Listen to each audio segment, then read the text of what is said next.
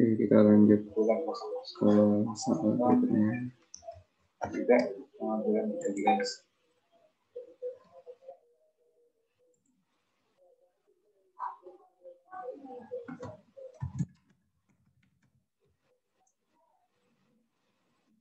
Soal berikutnya ini soal 42 di simulasi sejajar 2.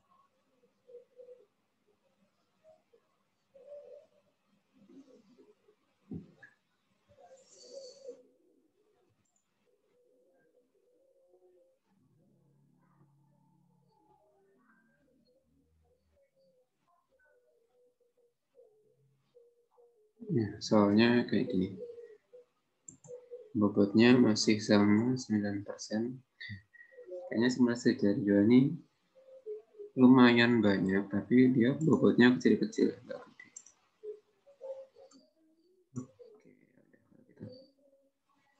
Soal 42. Soal A sama soal B. Oh, ya. Jadi dia disuruh bikin laporan persediaan versi auditor, kemudian dibandingkan dengan laporan yang auditi, neraca saldo versi auditor dibandingkan dengan neraca saldo versi auditi. Oke, let's do it. Ada barang persediaan awal, kemudian persediaan akhir.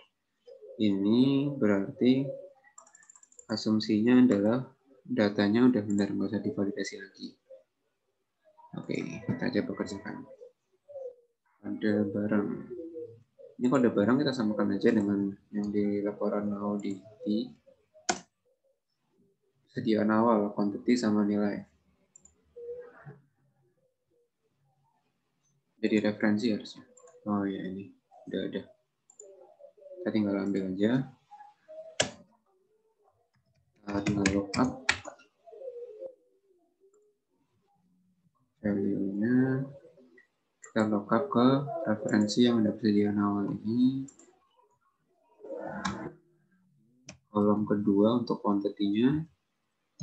Terus cost.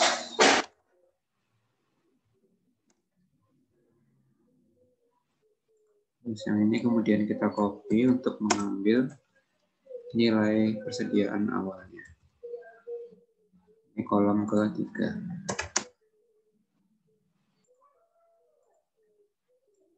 Copy. Jadi kita lakukan sum. Sorry.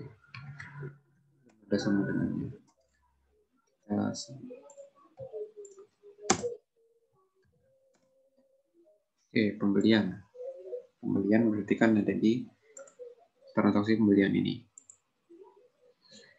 Ya.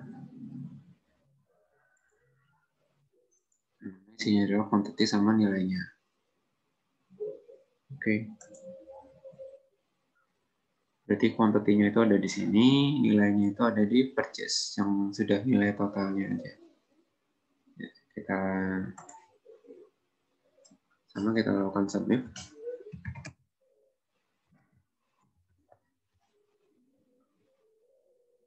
Range-nya adalah kode barang. Salah sheet. Harusnya ke sheet pembelian. Oke, ini range-nya, range untuk kriteria. Ini harusnya dikunci. Range untuk kriterianya adalah kode barangnya. Dan range untuk dijumlahkan adalah yang tadi apa quantity? Harusnya di sini. Oke, kita kunci juga. Sudah selesai. Untuk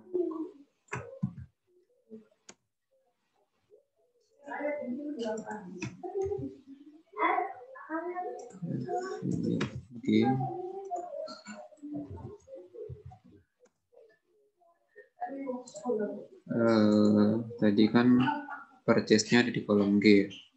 Di rumusnya tadi tinggal kita copy aja, kemudian kita ganti sheet yang mau dijumlahkan itu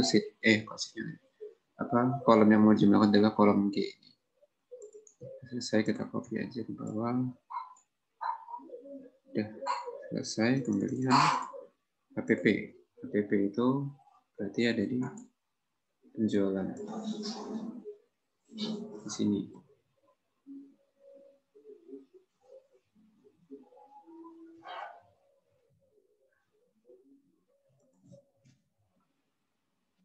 Sama persediaan akhirnya.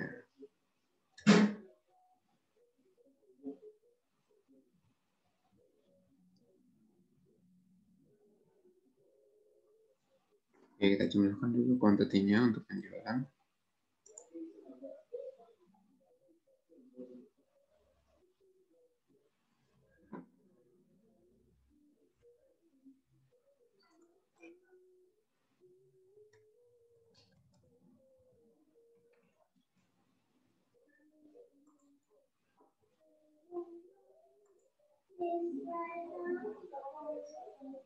Sorry, harusnya itu range-nya adalah kode barang. Range-nya kode barang. Sini. Kriterianya adalah kode barangnya. Sama range-nya adalah yang penjualan. Kuantiti di penjualan. Kuantiti penjualan di sini. Ini kita jumlahkan. HPP-nya sudah. Nah, tinggal persediaan akhir aja.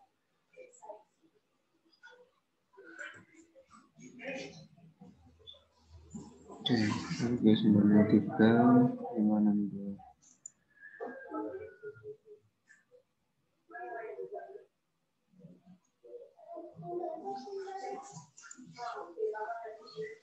Oke, berarti kalau gitu ya nilai HPP-nya, nah ini yang tricky. HPP kan berarti kita pakai rata-rata aja ya, simple. Berarti HPP-nya adalah untuk per tiap-tiap produk itu cuma apa? Tiap-tiap unit barang persediaan itu HPP-nya adalah kayak gini. Kita jumlahkan dulu nilainya. Nilai pembelian sama persediaan awalnya kita jumlahkan, kemudian kita bagi dengan total jumlah persediaannya. Jadi kita dapat average rata-rata nilai dari persediaan itu di tahun itu. Untuk simplifikasi aja ya, kan di sini juga nggak ditentukan kalau harus pakai FIFO atau FIFO, dan report juga harus pakai FIFO atau FIFO. Kita pakai average aja.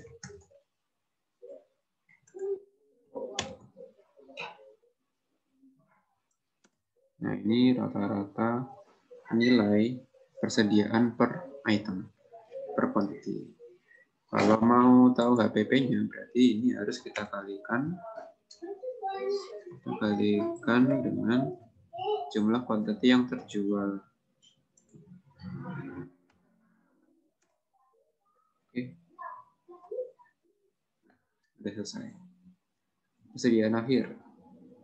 Berarti kan quantity persediaan awal ditambah pembelian dikurangi penjualan, dikurangi HPP atau penjualannya.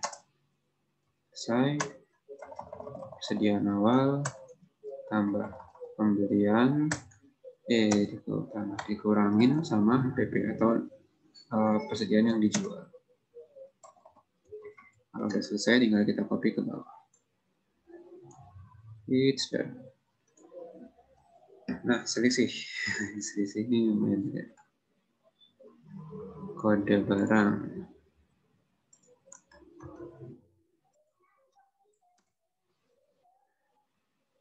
Oke.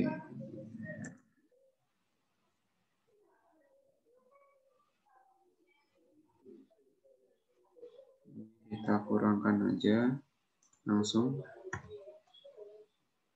Kurang.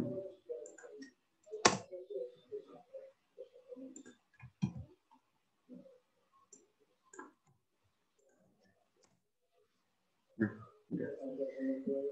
Kita banyak sekali selisihnya.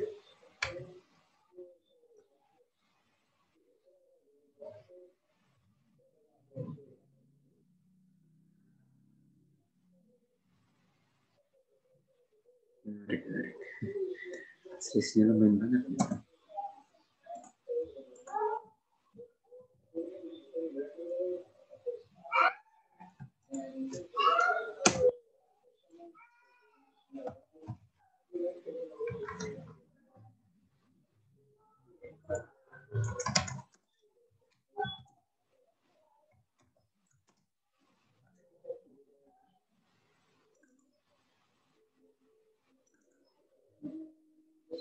Ini juga kita buat selisihnya.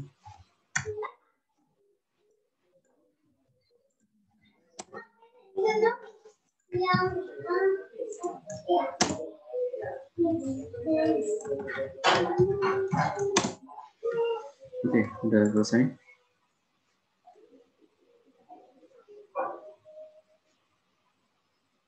Oke.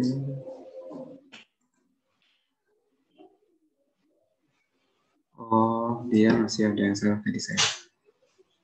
Tentu saja selisihnya banyak banget. Ini masih belum dikunci yang ini. Yang apa?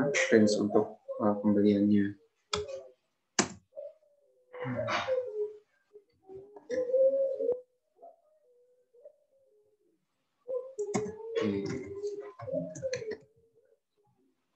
Saya kurang teliti harusnya. Nah, kayak gini. Ini juga harusnya dikunci. Oke, udah selesai. Ini udah dikunci. Enggak, sorry. Yang ini aja. Oke, jadi gini, ada beberapa yang punya selisih. Ya, persediaan selesai. Berikutnya neraca saldonya. Oke, untuk kas.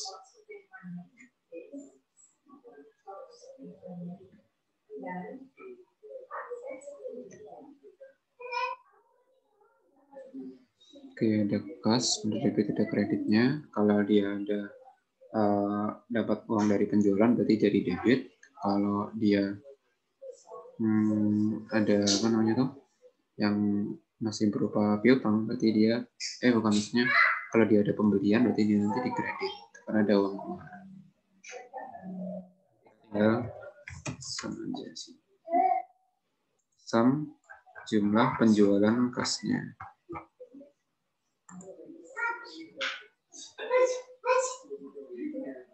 Summarize penjualan kasnya.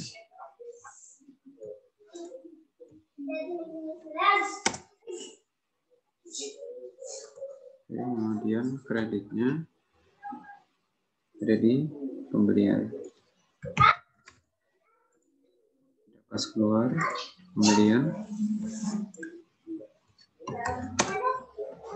Selain dari pembelian, dia juga ada kas keluar dari pembayaran gaji di payroll.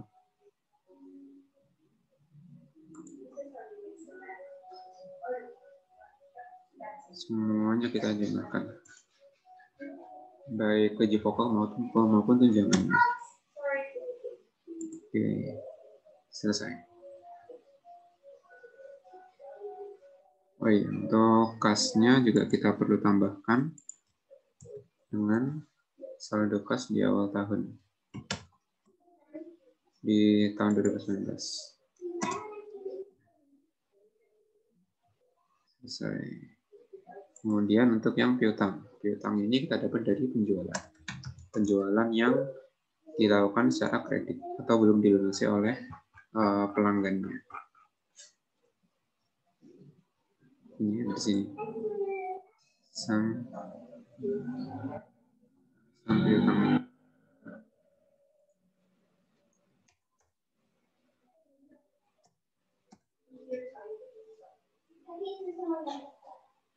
Di sini saldo awal piutangnya 0, berarti nggak perlu kita tambahkan dengan yang 2019.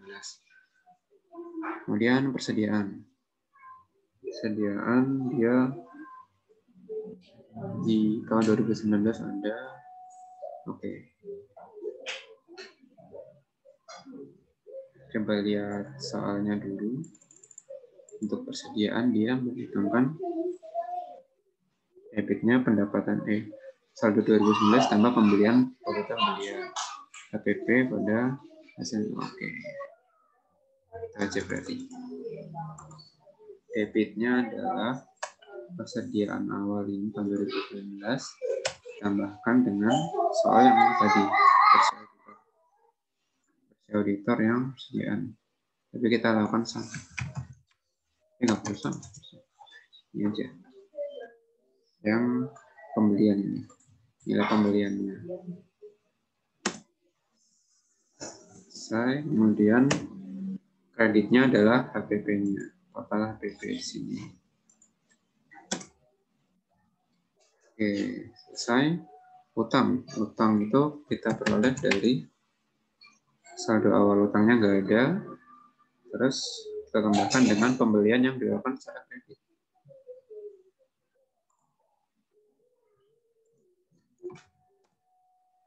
Oke, saldo utangnya ketemu. Berikutnya ekuitas. Ekuitas ini adalah kita samakan dengan ekuitas awalnya. Tahun 2019. Pertambahannya nanti jadi laporan laba ruginya. Penjualan kita jumlahkan total penjualannya, penjualan kotornya di kolom ini sales.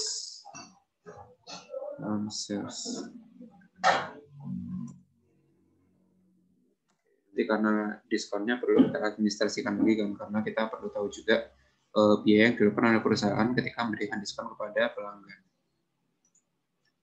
Ini potongan penjualan. Ini kita pisahkan dari penjualan kotornya.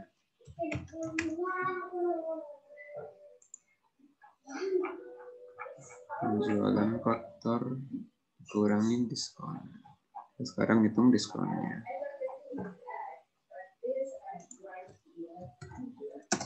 Oke, sudah selesai untuk diskonnya. HPP kita tinggal ambil yang sudah kita perhitungkan di laporan persediaan. Di sini. Selesai beban gaji tunjangan. Sama seperti tadi kita jumlahkan dari payroll.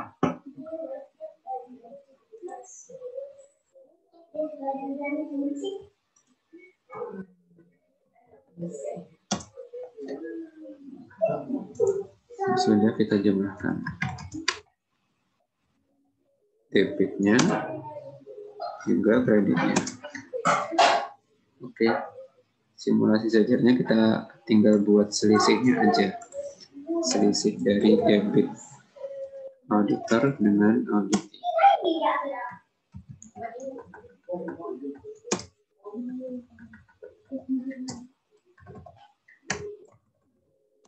Kurangkan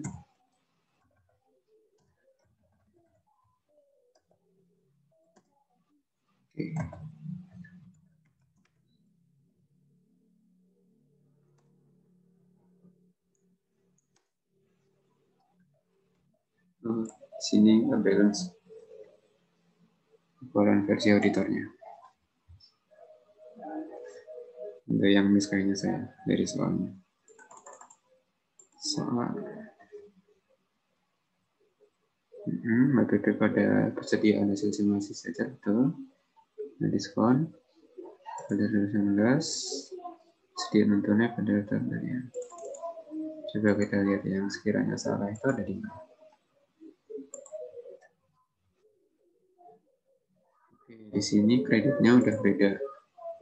Oh, harusnya ditambahkan. Tambahkan. Ada yang beda lagi nggak ya? Yang bedanya gede banget. 358. Ini memang beda selisih. Kemudian di sini APP. Juga ada perbedaan. Oh, ini. 11 dikurangin 11 betul.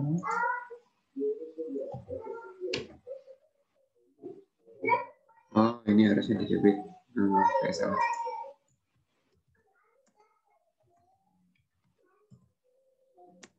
Nah, ini harusnya bedanya 10.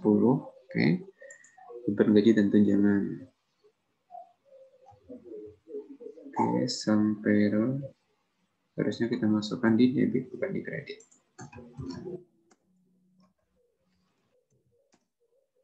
Nah, seperti ini.